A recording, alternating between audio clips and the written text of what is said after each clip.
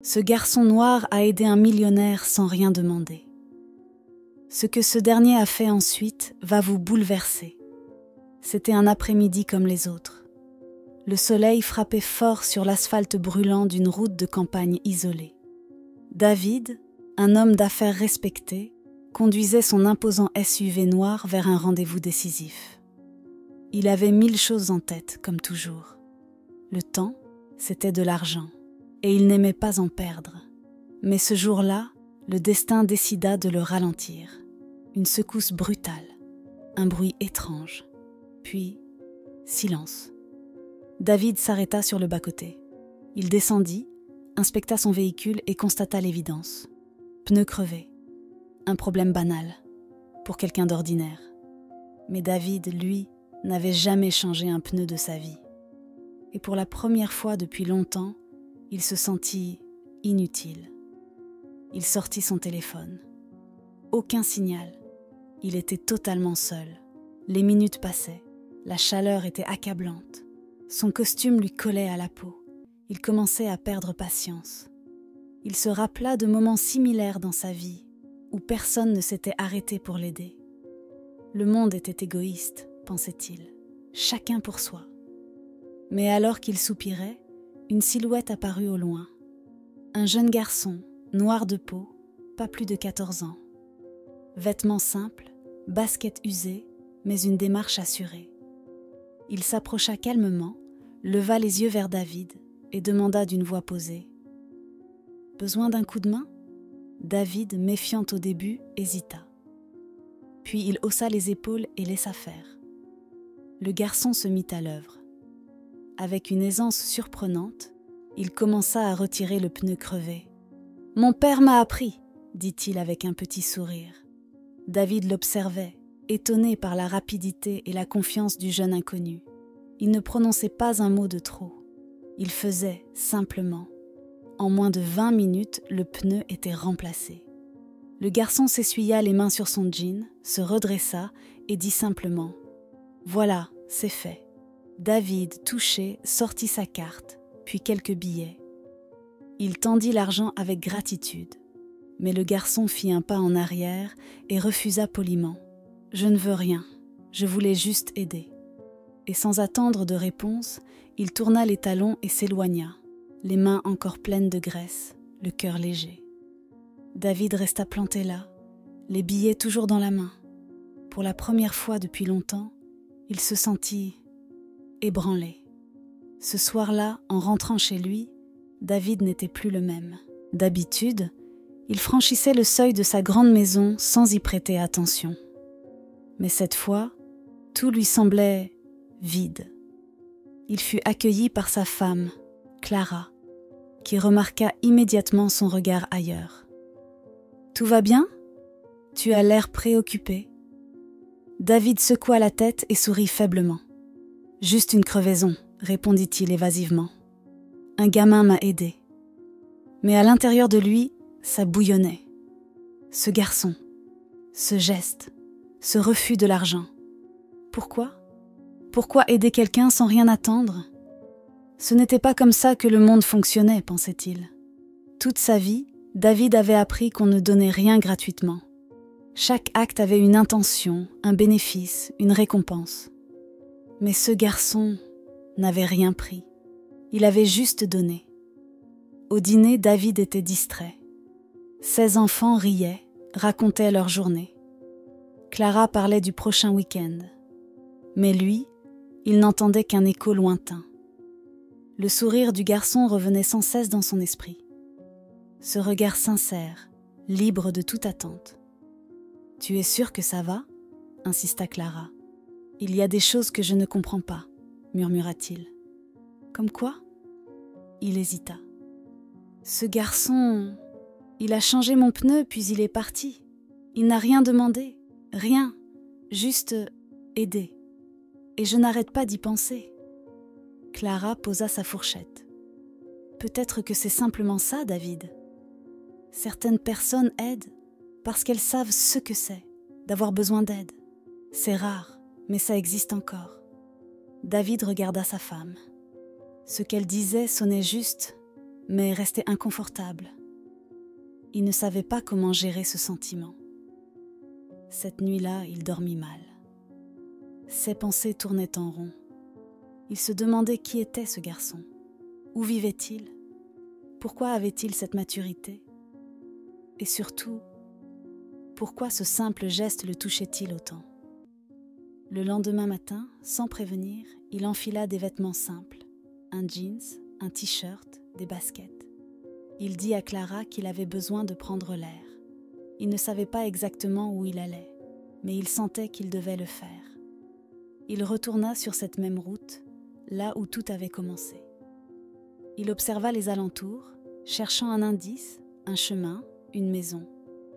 Il marcha lentement, puis, au bout d'un sentier poussiéreux, il le vit. Une petite maison, modeste, presque délabrée. Rien à voir avec les villas de son quartier. Il prit une grande inspiration et frappa à la porte. Une femme d'âge moyen ouvrit. Elle le regarda avec surprise. « Bonjour, je suis à la recherche d'un garçon qui m'a aidé hier. Il s'appelle peut-être... » « Lucas ?» Elle le dévisagea un instant, puis hocha doucement la tête. « Attendez ici. » Quelques instants plus tard, le garçon réapparut. Le même sourire, le même calme. « Ah, c'est vous, monsieur. Tout va bien avec votre pneu ?» David sourit, ému.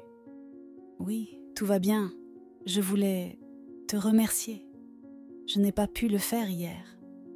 Je vous l'ai dit, je ne voulais rien. »« Je sais, » répondit David, « mais ça m'a beaucoup touché. » Il hésita, puis ajouta, « Est-ce que je peux entrer ?»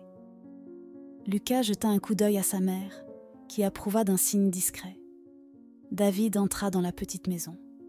L'intérieur était modeste, mais propre. Il y régnait une chaleur, une simplicité qu'il n'avait pas ressentie depuis longtemps. « Tu veux du café ?» demanda la mère. David sourit. « Volontiers ?» Ils s'assirent autour de la table.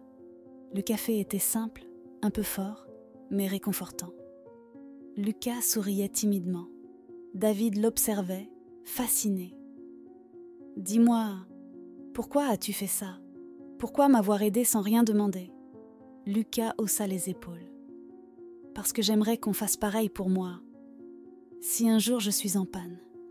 Et puis, mon père me disait toujours, fais le bien, même si personne ne regarde. » David sentit un nœud dans sa gorge. Il regarda autour de lui. Cette maison, cette famille, vivait avec peu, mais semblait riche d'autre chose, de simplicité, d'amour, de valeur. Pendant qu'il partageait un petit déjeuner improvisé, David se sentit étrangement bien. Pour la première fois depuis longtemps, il n'était plus l'homme pressé, le businessman inatteignable. Il était juste un homme, assis dans une cuisine modeste, en train de redécouvrir quelque chose qu'il avait perdu depuis longtemps. Ce matin-là, alors que David quittait la maison de Lucas, quelque chose avait changé en lui. Le vent semblait différent, l'air plus léger, et la route devant lui, moins vide. Dans sa voiture, il repensait aux paroles du garçon. « Fais le bien, même si personne ne regarde. » Des mots simples, mais lourds de sens. Une fois chez lui, Clara l'attendait sur le pas de la porte. « Alors, tu l'as retrouvé ?»« Oui, et je crois que j'ai retrouvé autre chose aussi, » murmura-t-il. Ils s'assirent. David parla, de la maison modeste, du café partagé, du sourire de Lucas, de sa mère, discrète mais digne. Il parla longtemps, et Clara l'écouta en silence. Puis, elle posa une main sur la sienne. « Et maintenant, qu'est-ce que tu veux faire ?» David inspira profondément. « Je veux les aider, pas parce qu'ils sont pauvres, pas par pitié, mais parce qu'ils m'ont donné plus que je ne pourrai jamais leur rendre. » Le lendemain, David retourna chez Lucas. Cette fois, il n'était pas seul. Il avait contacté une petite entreprise de rénovation. 2 ouvriers l'accompagnaient. Lucas et sa mère furent d'abord surpris. Puis, en écoutant les intentions de David, leur réserve se transforma peu à peu en confiance. « Rien de luxueux, dit David. Juste réparer ce qui est cassé. Rendre votre quotidien un peu plus doux. » Le toit fuyait. La cuisine était vieillissante. Le sol grinçait. « On va commencer par ça, » proposa David. Il n'était pas là pour superviser en costard-cravate. Il retroussa ses manches, saisit des outils et travailla. Clara, la mère de Lucas, le regardait parfois avec curiosité. Elle voyait cet homme qui semblait venir d'un autre monde, suer, porter, visser, sans se plaindre. Les jours passaient. Le toit fut réparé, la cuisine refaite, les murs repeints. Chaque coup de marteau semblait effacer un peu plus les distances sociales. Chaque clou planté rapprochait les cœurs. Mais ce n'était pas tout. Un matin, autour d'un petit déjeuner improvisé, Lucas demanda timidement « Pourquoi vous faites tout ça pour nous ?» David réfléchit, puis répondit « Parce que je me suis rendu compte que j'avais tout, sauf l'essentiel, et toi tu me l'as rappelé, sans le savoir. » Le regard de Lucas s'illumina. Pas d'orgueil, juste de la reconnaissance. Clara, touchée, ne disait pas grand-chose, mais ses yeux parlaient pour elle. Pendant ce temps, chez lui, Clara, la femme de David, observait aussi les changements. Son mari n'était plus ce businessman distant, obsédé par les chiffres et les performances. Il souriait plus, il écoutait plus, et surtout, il parlait avec le cœur.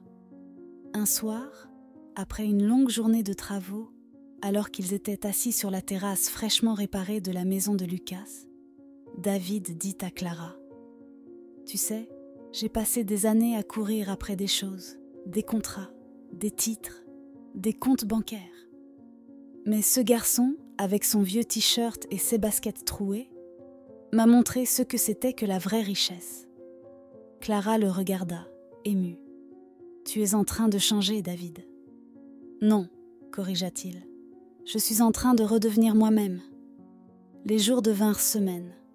Ce qui n'était qu'un simple geste de gratitude s'était transformé en véritable projet de cœur. David, entouré de son équipe, passait désormais une grande partie de son temps chez Lucas. Mais ce n'était plus seulement pour réparer des choses. C'était pour bâtir quelque chose de plus grand, de plus humain. Un matin, alors qu'il partageait un café avec Clara, la mère de Lucas, David exprima une idée. « Je voudrais aller plus loin. Je veux offrir à Lucas quelque chose à lui. Un vrai espace, une chambre à lui, confortable, lumineuse, un endroit où il pourra rêver. » Clara, surprise, resta silencieuse. Puis elle hocha la tête, les yeux brillants. Il n'a jamais eu de pièce à lui. Ce serait incroyable. Alors, ils se mirent au travail. Le garage inutilisé fut transformé.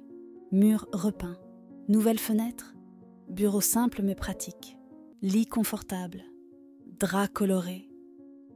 Et sur le mur, une petite étagère vide, prête à accueillir les rêves d'un garçon au grand cœur.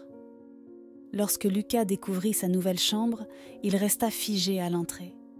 Il regarda autour de lui, les yeux écarquillés. « C'est pour moi ?» demanda-t-il d'une voix presque timide. David s'agenouilla devant lui. « Oui, c'est ton espace. Pour étudier, dormir, rêver. Tu le mérites. » Lucas n'avait pas de mots. Il se jeta dans les bras de David. Un instant suspendu. Deux mondes réunis dans une seule étreinte. Ce soir-là, un dîner fut organisé. Spontané, simple, chaleureux. Clara avait préparé un plat qu'elle n'avait pas cuisiné depuis longtemps. Des rires résonnaient dans la petite maison. Même les ouvriers étaient restés pour partager ce moment. À la fin du repas, alors que le soleil se couchait, David se leva. Il sortit une enveloppe de sa veste et la tendit à Clara. « Ceci, c'est pour l'avenir de Lucas. » Elle l'ouvrit. Des documents, une bourse d'études, le financement complet pour l'université de son choix. Clara porta une main à sa bouche. Lucas resta figé. Les larmes coulèrent. « Vous n'étiez pas obligé, » balbutia Clara. « Je sais, mais je le fais parce que vous m'avez offert quelque chose que l'argent ne pourra jamais acheter, un sens à ma vie. » Lucas se leva.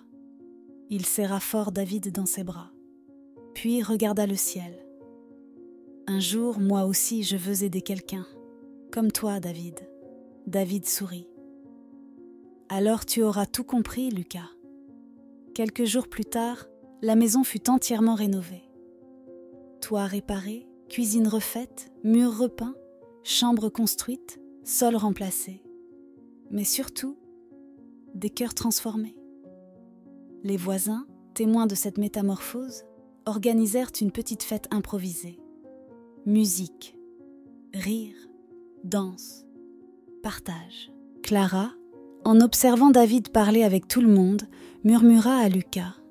« Tu te rends compte, mon fils ? Tu as changé la vie de cet homme, juste en tendant la main. » Lucas répondit, les yeux brillants. « Il m'a changé aussi, maman. » Ce soir-là, sur la terrasse, David et Lucas contemplèrent les étoiles. « Et maintenant ?» demanda Lucas. David répondit simplement. « Maintenant, le ciel est la seule limite. » Ils sourirent. Et dans ce silence partagé, une promesse naquit. Celle de ne jamais oublier qu'un simple acte de bonté peut transformer un destin.